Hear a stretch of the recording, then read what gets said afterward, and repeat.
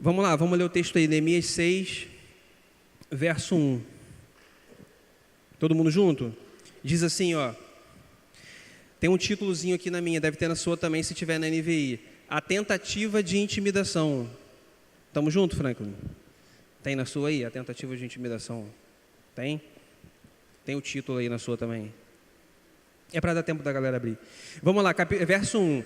Quando Sambalate, Tobias, Gesem, o árabe, e o restante de nossos inimigos souberam que eu havia reconstruído o muro e que não havia ficado nenhuma brecha, embora até então eu ainda não tivesse colocado as portas nos seus lugares. Verso 2. Sambalate e Gesem mandaram-me a seguinte mensagem: venha, vamos nos encontrar num dos povoados da planície de Ono. Eles, contudo, estavam tramando fazer-me mal. Por isso enviei-lhes mensageiros com esta resposta: estou executando um grande projeto e não posso descer. Por que parar a obra para ir encontrar-me com vocês? Por que parar a obra para ir encontrar-me como vocês? Eu pensei em algumas ilustrações para a gente começar hoje aqui. Aí me ocorreu uma, que até foi Douglas que compartilhou comigo, a respeito de um ministério que tem lá em São Paulo. É um pastor chamado Paulo Capelletti. Ele tem um trabalho muito específico com moradores de rua, drogados, sem teto, travestis, toda uma galera marginalizada que não tem onde morar. Então, a história bem resumida é a seguinte: eu vou encurtar a história, mas ele pregava para uma menina, uma adolescente, e, enfim, um dia essa menina sumiu, ele já era pastor e tal, então ele pregava para essa menina. Depois de um tempo, ele encontrou essa menina na rua um dia, aí ele a viu, a menina o viu também, aí ele foi na direção dela, ela correu, ela fugiu, então ele foi atrás dela, ela entrou numa rua, entrou na outra, enfim, ela foi para dentro de um prostíbulo. Então ele estava lá dentro, a menina estava grávida, aí ele segurou a menina pela mão e perguntou: por que você fugiu? Por que você sumiu? O que aconteceu? Aí a menina fez um resumão da história, mas ela disse o seguinte: eu era adolescente, eu ia à igreja, eu amava estar lá na igreja, gostava da palavra de Deus, só que tinha um problema. Segunda-feira minha vida voltava totalmente ao normal. Então aquelas verdades que eu ouvia ali eu não podia viver. De maneira que algumas coisas que eu fazia era o seguinte, por exemplo, para ir à igreja eu não tinha onde tomar banho, não tinha casa. Então eu tinha que passar numa dessas praças que tem chafariz, tomar um banho. Depois eu roubava uma roupa, me vestia e eu ia para a igreja, porque eu gostava muito de estar lá. Só que eu cansei disso, eu cansei de fazer isso. Ela gostava de estar lá na igreja, mas ela se cansou. Então ela acabou sumindo e ela disse que encontrou um lugar onde ela tinha de alguma maneira alguma dignidade, tinha gente que a assumia. Ela tinha o pai do filho dela, era um traficante, era bandido, mas gostava dela e assumiu o filho, apesar de estar preso. Então essa história mexeu muito com ele. Esse camarada era um camarada bem sucedido, era executivo de uma grande empresa. O que aconteceu? A vida dele mudou, ele passou a compartilhar tudo que ele tinha, foi um chamado específico para a vida dele, beleza? Então, ao ponto de a casa dele, a porta está sempre aberta.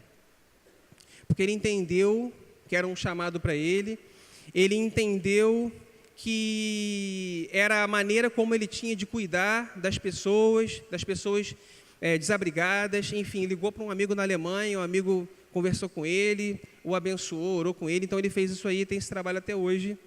Então, duas questões dessa história, assim: a menina que queria ir para a igreja e não podia, né? Quer dizer, e a outra, porque a obra que começava no domingo, terminava no domingo, ela não tinha continuidade durante a semana na vida dela. E no caso, a questão da porta aberta da casa dele. Enfim, tudo isso para a gente tentar ilustrar de alguma maneira essa história aqui. Esse texto que a gente leu, Sambalate, Tobias, uns nomes esquisitos. Aí é o seguinte: o que está acontecendo aqui? Eu costumo pregar, Franco até já me falou, né? Eu prego mais no Antigo Testamento. Mas é porque Deus tem falado comigo no Antigo Testamento. Mas eu entendo assim, que é um pouquinho, às vezes, difícil entender alguns textos. Mas é simples: o povo de Israel foi para a Terra Prometida, depois de alguns séculos começou a se afastar de Deus, foi se afastando, de maneira que já estava não mais sob as mãos de Deus, mas estava distante de Deus. Como consequência, eles foram levados cativos, foram tirados da Terra Prometida, foram levados para outro lugar. Bom, depois de um tempo, Deus vem, intervém em favor do povo e traz um remanescente, traz uma galera de volta para Jerusalém. Beleza? Então o contexto é esse. Essa galera que volta começa lá em Esdras, tem a reconstrução do templo, tem um camarada chamado Zorobabel, depois vem Esdras, e depois no livro de Neemias você vê a reconstrução do muro. Bom, é isso. E nesse processo de reconstruir altar, reconstruir templo, reconstruir muro, reconstruir a cidade, reconstruir a vida, houve alguns reveses ali. Houve algumas situações em que a obra parou, a galera desanimou, teve gente que tentou atrapalhar, beleza? Então, esse texto que a gente leu é um desses momentos, tá bom? Entenderam? Todo mundo comigo? Então, é isso aqui. Então, vai dizer que esses camaradas souberam, olha só como é que diz o texto, souberam que eu havia reconstruído o muro, ainda faltavam as portas, então eles fizeram um contato, venha, vamos nos encontrar num dos povoados da planície de Ono. Então, galera, eu quero trabalhar 3 questões com vocês hoje principais. De tudo que eu falar, eu quero que vocês gravem isso. Discernimento espiritual, beleza? Discernimento espiritual. Outro é a grandiosidade da obra. Grandiosidade da obra. E a terceira questão que eu queria que vocês gravassem no seu coração, a relevância da oração. Beleza? Então a gente vai falar de discernimento, vai falar da grandiosidade da obra, da grandeza da obra e vai falar da oração. Então, nesse primeiro momento, o que a gente tem aqui? Quando Sanbalate, Tobias e o restante de nossos inimigos, aí ele vai dizer o seguinte, souberam e tal, aí vai dizer, eles me mandaram uma mensagem, porém, eles estavam tramando me fazer mal. O que acontece? Esses camaradas, eles estavam numa situação assim, em volta de Jerusalém. Um era do norte, outro do sul, outro tal, etc. Conforme eu falei, era um processo de reconstrução. Nesse processo de reconstrução, houve tentativas de intimidar. Então, não foi a primeira vez, não foi a segunda vez. Em alguns momentos, eles tentaram de diferentes maneiras. Se você for ler o livro lá no comecinho, capítulo 1 e tal, primeiro eles debocharam, depois eles espalharam boatos, teve uma situação que eles tentaram intimidar, então eles foram modificando as formas. Nesse momento aqui, eles chamam para conversar. Então a estratégia mudou. Num primeiro momento, eles se indignaram, se enfureceram, sendo que o inimigo ele vai mudando as estratégias, vai insistindo, vai tentando. Aí chega uma hora que ele chega com muita sutileza. Vamos conversar, vamos dialogar, vamos trocar uma ideia. Venha, vamos nos encontrar em tal lugar. Percebe? Então, o texto diz assim, contudo, eles estavam tramando fazer-me mal. O que vai acontecer aqui? Neemias, porque é um camarada que era temente a Deus, que amava a Deus, que orava, ele consegue sentir na atitude desses camaradas aqui, que embora não fosse uma atitude hostil, mas ele consegue perceber que tem um lance de maldade em relação a ele. Cara, então esse é um ponto fundamental. E o segundo, tem um lugar aqui que ele diz que vai encontrar. Vamos nos encontrar num dos povoados da planície de Ono. Mais uma vez, se você for voltar para ler o texto, você vai perceber que esse lugar onde ele propõe esse encontro é onde morava uma galera dos Asdodes, um pessoal também que não gostou da ideia do povo de Israel estar ali em Jerusalém. O que vai acontecer?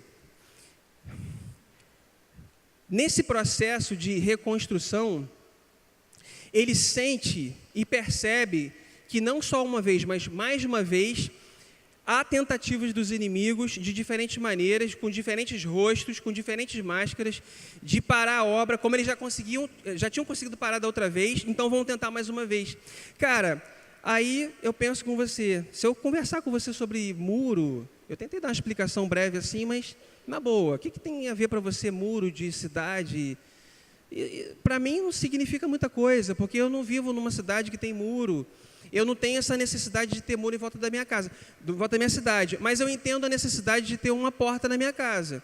Eu entendo a necessidade de ter um muro na minha casa. Ainda que você mora nesses condomínios que não tenha muro de alvenaria, tem lá uma cerquinha viva.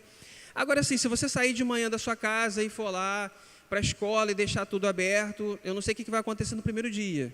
Talvez seu vizinho te ligue, esqueceu a porta aberta, eu não sei no segundo ou no terceiro dia. Mas, cara, a realidade é o seguinte, na vida material, não existe hoje para a gente essa possibilidade. Existe a possibilidade de você todo dia trabalhar, estudar, seus pais saírem, sua casa ficar completamente aberta? Sim ou não? Existe essa possibilidade? Você vai voltar lá, não vai ter nem seu cachorro, vai ter. É sério, cara. Nem seu, vão levar tudo, vão levar até seu cachorro. Então, olha só. Mas falar em muro de Jerusalém, em reconstrução de cidade de milênios atrás, cara, isso não me diz muita coisa. Eu não consigo entender muito o significado disso, mas eu consigo entender, reconstruir algumas coisas na minha vida. Eu consigo entender que o muro, na verdade, tem uma intenção, um objetivo. O muro não é um fim em si mesmo, mas, na verdade, como parte de algo que é maior, dá uma identidade para o povo, dá um sentido de unidade, de proteção. Cara, por que eu estou falando isso tudo? Porque, assim, eu penso que existem algumas coisas na nossa vida, algumas áreas que a gente tem que não levantar muros. Às vezes a gente tem que derrubar muros, às vezes a gente tem que construir muros em relação a algumas situações, mas existem coisas na nossa vida que têm que ser reconstruídas.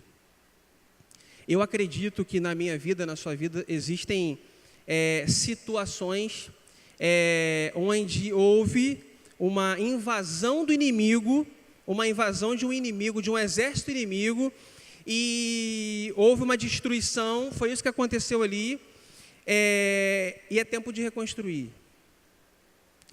Então, talvez seja a sua família, talvez seja seus amigos, talvez sejam projetos, talvez sejam sonhos, talvez sejam namoros, talvez sejam...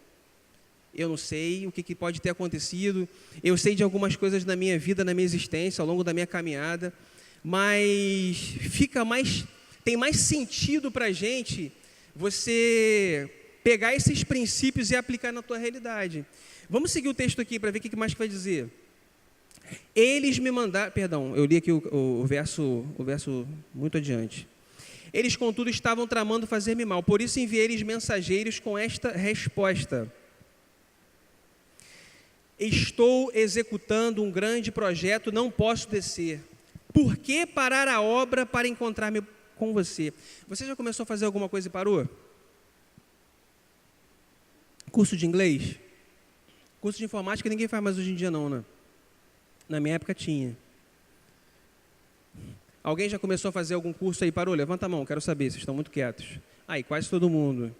Você já começou um namoro e terminou? Porque... Não precisa levantar a mão, não. Você já começou, sei lá, uma amizade e percebeu que a amizade não era uma amizade legal, já terminou? Pô, provavelmente sim. Você já começou um ministério na igreja? E começou animadão tal, e de repente, poxa, não sei o que eu estou fazendo aqui. Já rolou essa parada com você? Não, nunca? Comigo já. Aí já tinha falado sim, como é que vai ser e agora? Vai ficar chatão, né? Para voltar atrás... Cara, e a obra que Jesus começou na vida de vocês? Qual é o seu sentimento assim? Você pode pensar na perspectiva individual, eu, Sara, eu, Rebeca, eu, Estevão. Você pode pensar na sua vida, eu e Deus. Ou você pode pensar assim, a gente junto, a gente grupo, a gente igreja.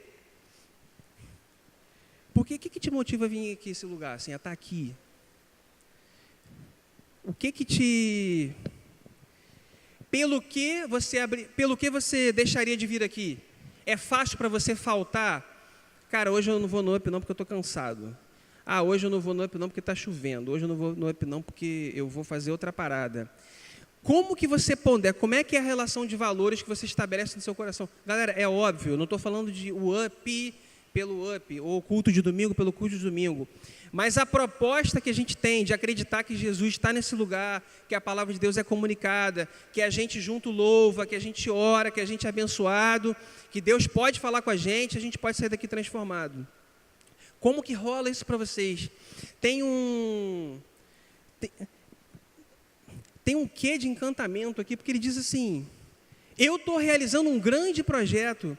Você considera que isso para a sua vida, o cristianismo, é um grande projeto para a sua vida? É uma obra que você daria a sua vida? Você daria a sua vida por Jesus Cristo? É isso, você daria a sua vida por Jesus Cristo?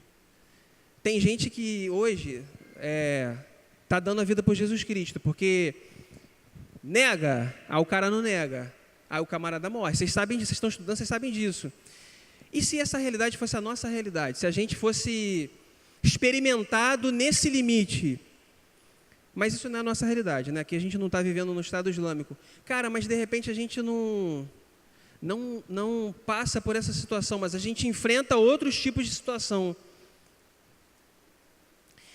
Essa planície de Ono, conforme eu falei, era um local inadequado, porque lá os inimigos de Neemias habitavam e não gostavam. Você tem frequentado locais que são habitações do mal, que você sabe que tem coisa lá que não é boa para você, mas mesmo assim você vai?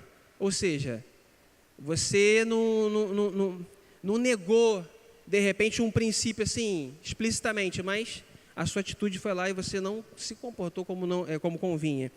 Cara, olha só, discernimento espiritual é a primeira coisa que a gente tem que ter para avaliar nossos inimigos, avaliar onde a gente está indo. Encantamento pela obra. Vocês conhecem um texto do Vinícius de Moraes? É muito famoso porque diz assim, que não seja mortal, posto que é chama, mas que seja infinito enquanto dure. Quem conhece esse texto? Não é possível. Vocês conhecem, né? É que vocês não fazem nenhum sinal, cara. Vocês não mexem nem a cabeça, então eu não sei. Então, é soneto de fidelidade, né? Aí diz lá, de tudo a meu amor serei atento, antes se conta ao zelo e sempre tanto, que mesmo em face do maior encanto, dele se encante mais meu pensamento. Cara, tem que estar apaixonado para escrever uma parada dessa. Tem alguém apaixonado aí também? Já entrou nesse... Ih, ó, vocês podem levantar, né, cara? Tem gente aí que fica escondido, guarda aí. Quem está apaixonado, ó, Marquito levantou a mão, hein? Marquito está apaixonado. Cara, olha só, de tudo, olha o eu lírico, né? De tudo a meu amor serei atento. Vocês conhecem esse texto, né, galera? Sim ou não? Antes e com tal zelo, e sempre, e tanto, que mesmo em face do maior encanto dele, do meu amor, se encante mais meu pensamento. Cara, é alguma coisa mais ou menos assim que ele vai dizer. Quero vivê-lo em cada vão momento, em seu louvor hei de espalhar meu canto, rir meu riso, derramar meu pranto, ao seu pesar, ou o seu contentamento. Aí o camarada segue lá. Cara, então é mais ou menos um tipo de atitude assim, de quem Marcão sempre diz, o cara que está apaixonado, ele fala da menina, fala da namorada, fala dela o tempo todo. Eu estou apaixonado, cara. Se você vier conversar comigo, eu só vou falar de Arthur. Arthur está aí hoje assistindo a pregação pela primeira vez. Cara, meu papo é neném, é fralda, é minha vida, assim, hoje, eu, Simone e Arthur. Então, assim, meu coração está cheio disso, cara, entendeu? Então, assim, como que eu vou parar de cuidar da minha família, do meu filho, para fazer outra coisa, para atender outros interesses? Não dá, não existe essa possibilidade. E quanto a Jesus Cristo? E quanto à obra? E quanto ao chamado? Vocês trocam isso que vocês têm por qualquer desânimo, qualquer cansaço, qualquer revés? Olha o finalzinho aqui, ó. Eu não li não, mas é verso 9. Verso 9 ele vai dizer assim: estavam, só prestar atenção, estavam todos tentando intimidar-nos, pensando, os inimigos de Neemias, pensando, eles serão enfraquecidos e não concluirão a obra. Olha o que ele vai fazer. Eu, porém, orei, pedindo, fortalece agora as minhas mãos. Cara, é natural que a gente, nessa caminhada, vai desanimar, cara. Então, não tem jeito, assim. Ou então, é possível que diante de alguma investida do inimigo, a gente fique desanimado. Se você for ler mais um pouquinho também do texto, não tem como ler o texto todo, senão eu vou falar o dia inteiro aqui. Você vai ver que primeiro a treta veio de fora. Então os inimigos tentaram de diferentes maneiras desanimar a tua vinda aqui no UP. Você começou a participar do grupo de oração, de repente começou uma situação para te desanimar. Você começou a tocar na banda, arrebentou a corda, sua mãe não deu dinheiro, você ficou perturbado, não vou fazer mais nada não. Ou então, enfim, qualquer situação lá. Então, perdi o raciocínio aqui. Então, na verdade, a gente... Sério mesmo, perdi o raciocínio. Eu estava falando, fui abrir um parêntese aqui no meu exemplo. Mas essa questão da oração é fundamental nesse processo. E você vai ver que ele faz isso o tempo todo. E é exatamente aquilo que vai dar discernimento para ele perceber quem eram os inimigos, qual era o objetivo dos inimigos, que era fazer mal, que aquela terra ali, que aquela planície ali não era interessante para ele estar presente, visitando, para ter encontro com ninguém. Ele vai ter discernimento para perceber o seguinte, que eles queriam dialogar. Vamos conversar. Então é uma estratégia do inimigo. Na verdade, a gente tem que pregar a palavra. A gente tem que conversar, mas a gente tem que pregar a palavra. Então, na sua caminhada, como tem sido a sua relação com a galera que você tem caminhado junto no sentido de trazer para Jesus? Você consegue influenciar essa galera ou essa galera tem influenciado você? Como é que é isso na vida de vocês? Cara, vou te falar a verdade, durante muito tempo da minha vida, eu mais fui influenciado do que eu influenciei. Durante muito tempo. Eu estava conversando com o Farney outro dia. Todo mundo conhece Farney, né? Farney, marido de Luíse. Cara, a mesma coisa. A gente vem aqui, a gente escuta algumas histórias de alguns de vocês.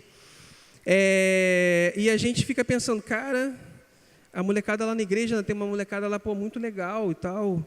E crente de verdade, que dá o gás. Eu não era assim. Lamentavelmente. Ele falando, eu concordei, cara, eu também. Inclusive, juntar o mundo da escola com o mundo da igreja, durante uma época da minha vida, era uma coisa assim, cara, isso não pode acontecer. Porque eu estava todo errado, meu testemunho era horroroso, porque eu estava fazendo coisa que eu não devia, porque eu estava trocando ideia errada, porque eu estava... Cara, estava todo errado. Então, cara, graças a Deus, Jesus interveio em meu favor, mudou essa história toda. O que acontece, o que tem a ver aqui a história de Esdras com a história desse camarada lá de São Paulo? O cara tinha grana, o cara tinha dinheiro, mas ele entendeu o chamado dele, ele foi no chamado dele, se dedicou, tem uma obra relevante.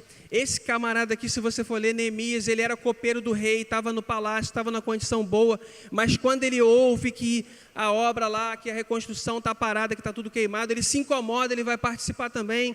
Cara, eu e você, a gente teve um coração cansado, a gente ia para o inferno, a gente tinha a vida longe de Jesus Cristo, a gente não tinha esperança, a gente não tinha razão de viver, a gente não tinha nada. Quando essa palavra vem ao nosso encontro, quando a gente ouve a palavra, é tempo da gente se encantar pela obra que Jesus fez na nossa vida. Aquilo que Jesus fez pela minha vida, cara, eu tenho que estar encantado todos os dias. Não dá para eu desanimar, eu posso desanimar com tudo, com a violência de Niterói, com os riscos que meu filho vai correr. Eu posso desanimar, de repente, com uma estrutura aqui que eu não acho que está legal. Eu posso desanimar com o meu namoro que terminou, eu posso desanimar com o meu amigo que vacilou, mas com Jesus Cristo não dá. Aquele que começou a boa obra em sua vida é fiel para completar. Eu estou convencido disso, é o que o apóstolo Paulo vai dizer. Vocês têm que ter essa convicção. Isso só vem por meio de oração, discernimento espiritual, para entender, cara, essa parada não é para mim não. Tem que ter oração. Tem que ter oração. Encantamento pela obra que Jesus fez, tem que ter relação com Jesus. Como é que você vai se encantar com a pessoa que você não existe? Tem que ter oração. Se você abrir no capítulo 1 de Neemias, eu não vou ler, até tinha pensado em ler, mas eu não vou ler não. Depois você lê, se você... Ele vai fazer toda uma descrição de quem ele é, de quem Deus é, do que ele acredita que Deus pode fazer. Esse cara tinha intimidade com Deus. Cara, falar de obra, de templo, de cidade, isso realmente vai ficar distante da nossa realidade. Mas a gente pode falar de reconstruir projetos, a gente pode falar, cara, de reconstruir sonhos. A gente pode falar de muita coisa, cara, que a gente começou e a gente não terminou. A gente pode fazer igual Jesus fez.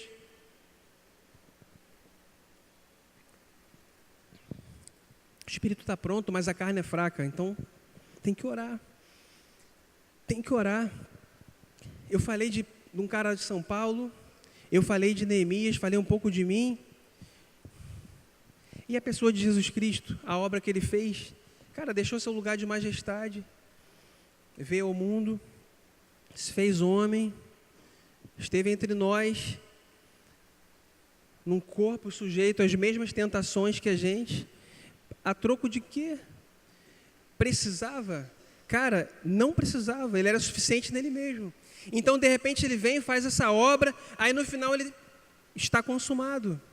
Cara, está consumado. Então, o objetivo da gente aqui, vocês estão no início de uma caminhada, eu creio assim, eu não sei qual o tempo de vida que Deus tem para cada um de nós, essa fala é meio sinistra, eu reconheço, mas é real, é verdadeira, é algo que você tem que pensar.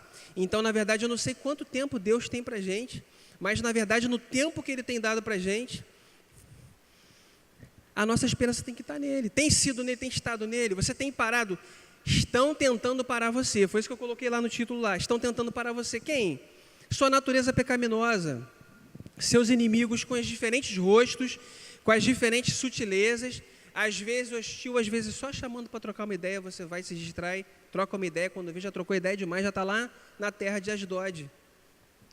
Então, na verdade, você precisa estar em oração o tempo todo para ter discernimento espiritual. Eu vou terminar dizendo o seguinte: mais que reconstruir muro, mais que reconstruir o que está destruído, mais do que tudo isso, a gente pode reconstruir além daquilo que está em nós, além de nós aqui. Cara, a gente pode ajudar na reconstrução da vida dos nossos amigos. Então, que a obra que não é interrompida, que ela seja o espaço oportuno, cara, para que esse lugar aqui dobre de tamanho. Eu estou feliz pelo seguinte, eu tenho conversado com o Clóvis, a gente tem sentido que, apesar de alguns de vocês já estarem ficando velhos e estão indo para o Gol e não tem vindo mais aqui, cara, tem mais gente chegando, cara. Então, isso é muito legal, cara, porque a vontade de Jesus está se cumprindo. Porque a obra não está paralisada. Porque aquele que põe a mão no arado, ele não pode olhar para trás. Ele não é digno de... Então, um alerta. Então, a gente está com a mão no arado, cara. A gente está firme nessa parada aí. A gente tem feito alguns apelos aí, alguns pedidos. Cara, quem que está servindo aqui? Agora eu vou falar da obra aqui, da igreja. Quem que está com a mão no arado aí, está servindo aí no ministério? Entendeu? É uma coisa para você sondar seu coração. Você está servindo sua vida, você tem servido aqui na igreja, aqui no Ministério do UP. A gente está precisando de uma galera para servir, cara. A gente está precisando, cara. Então coloca seu coração diante de Deus, cara. Não vai servir aos interesses do mundo não, cara. Serve a Jesus Cristo. E por meio dele você pode servir, aí você pode fazer diferença na vida dos seus amigos, entendeu? É uma coisa que você tem que estar colocando em oração. O inimigo atacou a moral, zombou, desanimou, se infiltrou, falou mal, ameaçou, intimidou tanto o povo quanto a gente, mas, cara, em Jesus Cristo a gente é nova criatura. Se a gente errou, a gente pede perdão, cara, a gente segue em frente. Então, se você está no erro, cara, tempo de recomeçar, a obra não pode parar, pede perdão a Deus, vamos junto. Jesus deixou sua posição, trabalhou por nós, continua intercedendo por nós, porque Jesus Cristo não para. Olha a frase de Neemias. Por que eu vou parar essa obra para descer e falar com vocês? Cara, Jesus Cristo não para. Mas por que ele não para? Porque o amor dele faz com que ele não pare. Ele é movido pelo amor, cara. Ele não para. Então Jesus Cristo não para. Por quê? Porque ele é movido pelo seu amor. Cara, é o amor de Jesus Cristo que faz a gente se movimentar. Então a gente continua a nossa obra individual. A gente continua nossos sonhos, nossos projetos. A gente continua a obra na vida dos nossos amigos, a gente continua a obra na vida da nossa igreja e Jesus Cristo continua a obra em nós.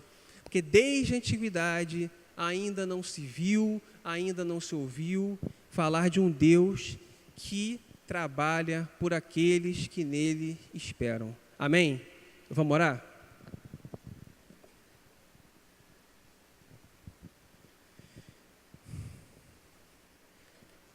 Senhor Jesus, a gente deseja colocar a nossa vida diante de você mais uma vez, porque a sua palavra ela foi lida nesse lugar, Senhor, e toda vez que a sua palavra é lida, ela tem poder para curar, ela tem poder para restaurar, Senhor, ela tem poder para reconstruir. Então, na verdade, Senhor, o que a gente deseja é que você cumpra teu propósito na vida dos teus filhos. Pai, em nome de Jesus, que por meio de uma vida de oração, Senhor, a gente tenha discernimento espiritual para reconhecer as tentativas do inimigo de parar a gente. Pai, em nome de Jesus, que a nossa relação contigo encha nosso coração, a gente se encante com teu amor a cada dia, de maneira que a gente não troque tempo com você por nada, Senhor.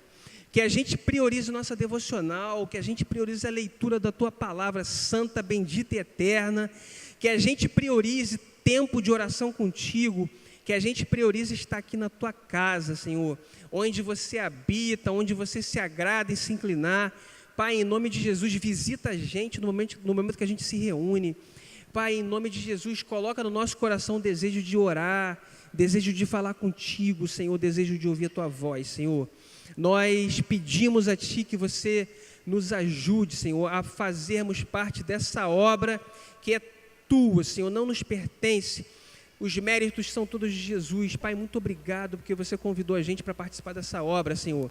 Completa essa obra em nossas vidas, usa a gente para trazer gente para essa obra, Senhor, e que seu nome seja glorificado em nome de Jesus. Amém.